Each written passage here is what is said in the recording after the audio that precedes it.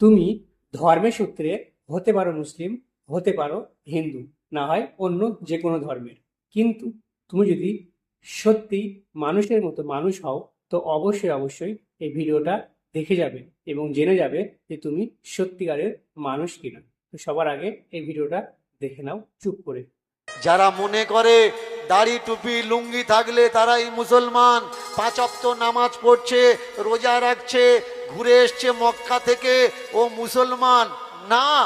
যার ঈমান নেই সে মুসলমান নয়। দাড়ি টুপি দিন কত চুল কাটা লাগবে না, দাড়ি হয়ে যাবে। বাজার থেকে 20, 25, 30 টাকা দাও, তুমি টুপি পেয়ে যাবে, তার মানে তুমি মুসলমান। মুসলমান হওয়াটা কোনো ছেলে খেলা কথা নয়। হিত এবং হিদায়েত আগে বোঝা লাগবে। আগে কি? আগে দরকার ইনসানিয়ত। তুমি যখন জন্মেছো তুমি মুসলমান ছিলে না। তুমি যখন জন্মেছো তুমি হিন্দু ছিলে না। তুমি পারসি, শিখ, ঈসাই ছিলে না। তুমি কি ছিলে? একটা মানুষের ছেলে। বড় হয়ে তোমাকে কি হতে হবে? আগে মানুষ হতে হবে। গলায় তুলসীর মালা রেখেছো, বুকে হাত দিয়ে চিন্তা করেছো আমি মানুষ তো? টিকা নিয়েছি, কিন্তু ব্যবহারটা মানুষের মতো নয়। আমি মানুষ তো।